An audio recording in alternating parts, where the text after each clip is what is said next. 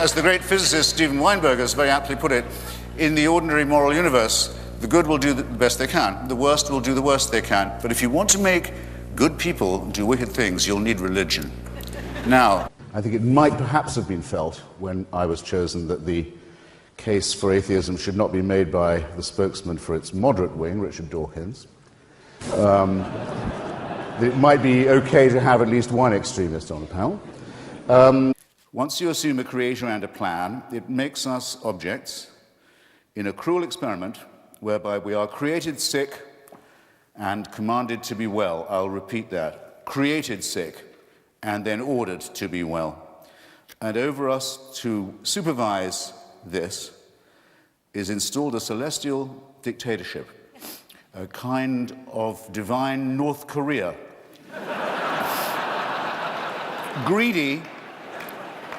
greedy for uncritical praise from dawn till dusk, and swift to punish the original sins with which it so tenderly gifted us in the very first place. However, let no one say there's no cure. Salvation is offered. Redemption, indeed, is promised at the low price of the surrender of your critical faculties.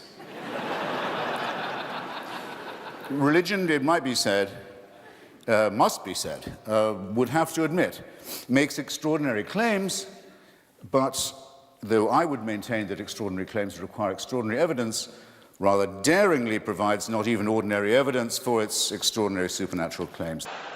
You know what Mark Twain said about the work of Mary Baker Eddy, the Christian Science writer, founder of it, her books? Chloroform in print, he said. This is a digression. It's a digression.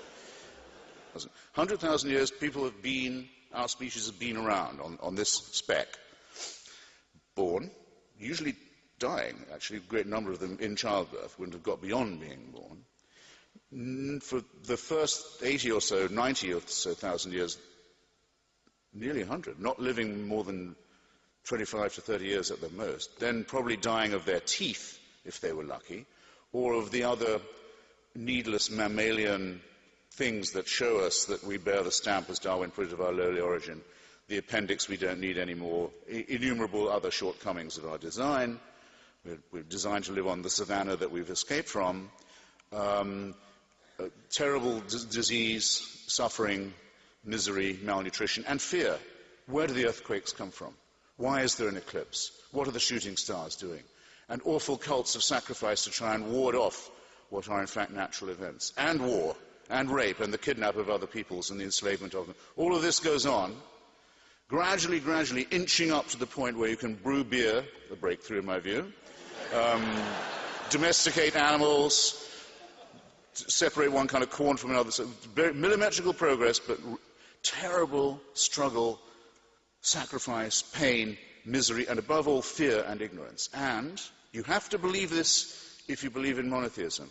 For the first 97, 98,000 of this, heaven watches with indifference. Oh, there they go again.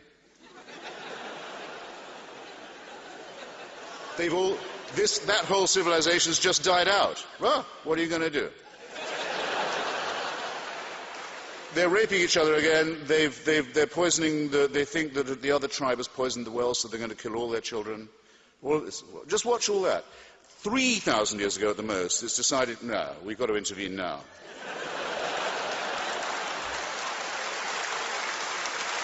You have to believe it.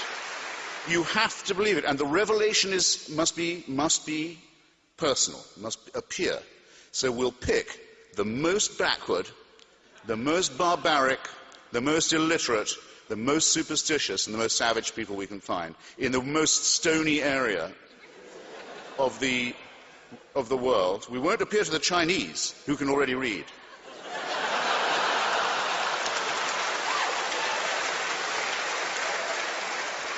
We won't appear in the Indus Valley, where they know a thing or two and they're already, they're very far advanced. No. We'll appear to this brutal, enslaved, hopeless, superstitious crowd, and we'll force them to cut their way through all of their neighbors with slaughter, genocide, and racism, and settle on the only part of the Middle East where there's no oil.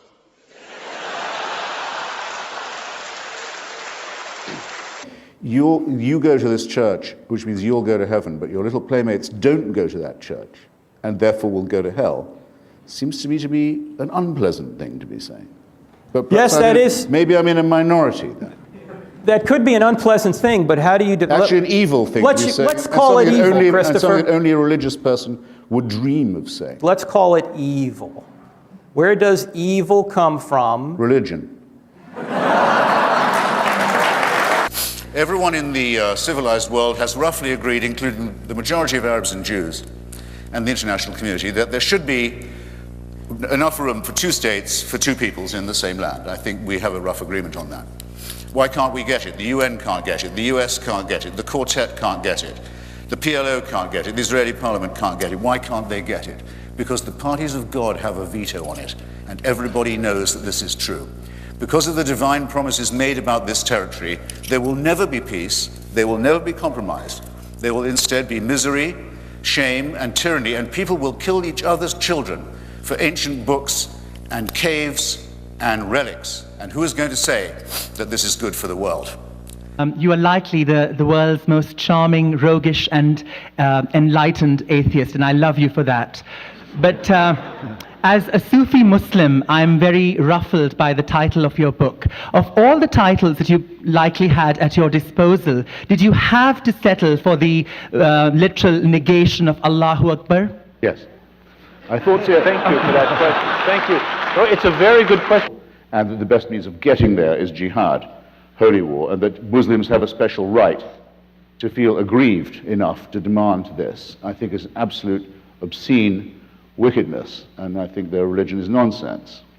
And in its entirety. The idea of God speaks to some illiterate merchant warlord in Arabia, and he's able to write this down perfectly, and it contains the answers to all human. Don't waste my time. It's bullshit. But you're saying the same. The main reason for this, I think, is that it is a totalitarian belief. It is the wish to be a slave. It is the desire that there be an unalterable, unchallengeable, tyrannical authority who can convict you of thought crime while you are asleep, who can subject you, who must indeed subject you, to a total surveillance around the clock, every waking and sleeping minute of your life, I say of your life, before you're born, and even worse, and where the real fun begins, after you're dead. A celestial North Korea.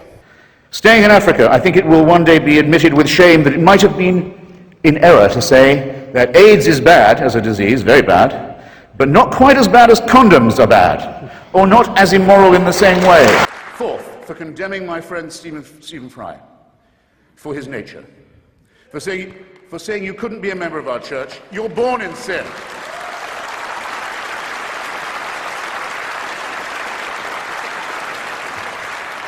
There's a revolting piece of casuistry that's sometimes offered on this point. Yeah, we hate the sin only, we love the sinner. Stephen is, I'm sorry to say, not quite like other girls. It's his nature. Actually, he is like other girls in that he's, when I last checked, absolutely boy mad. He's not being condemned for what he does, he's being condemned for what he is. You're a child made in the image of God. Oh no, you're not. You're a faggot. And you can't join your church and you can't go to heaven. This is disgraceful, it's inhuman, it's obscene, and it comes from a clutch of hysterical, sinister virgins who've already betrayed their charge in the children of their own church. I've been to North Korea. It has a dead man as its president. Kim Jong-il is only head of the party and head of the army. He's not head of the government or the state.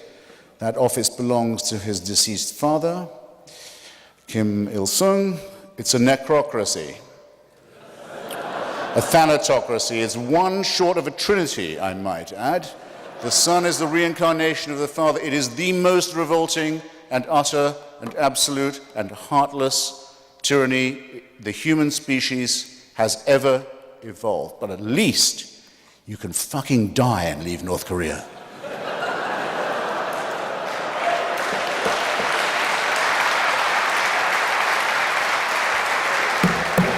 Does the Quran or the Bible offer you that liberty? No. No. the tyranny, the misery, the utter ownership of your entire personality, the smashing of your individuality only begins at the point of death. I'm very depressed how in this country you can be told, that's offensive, as if those two words constitute an argument or a comment. Not to me they don't, and I'm not running for anything, so I don't have to pretend to like people when I don't. We thoroughly recommend, take a look through the Hubble telescope. See if you can get over what you see, the unbelievable beauty and symmetry and majesty of what you'll see. And you want to exchange this for the burning bush? I don't think you will once you've done it. Read a page of Stephen Hawking on the event horizon, for example, and see if that isn't awe-inspiring enough for anybody. And you're seeing there the future of a potentially much more noble and ennobled and enlightened and emancipated humanity, where none of these discoveries and none of this awe and majesty requires that you kill anyone in the name of some man-made idol or god or superstition. For heaven's sake, let's get this out of the way. Roger, Never like to miss out a chance to congratulate someone on being humorous, if only unintentionally. For it's very touching for Tony to say that he recently went to a meeting that bridged a religious divide in Northern Ireland. Well, where does the religious divide come from?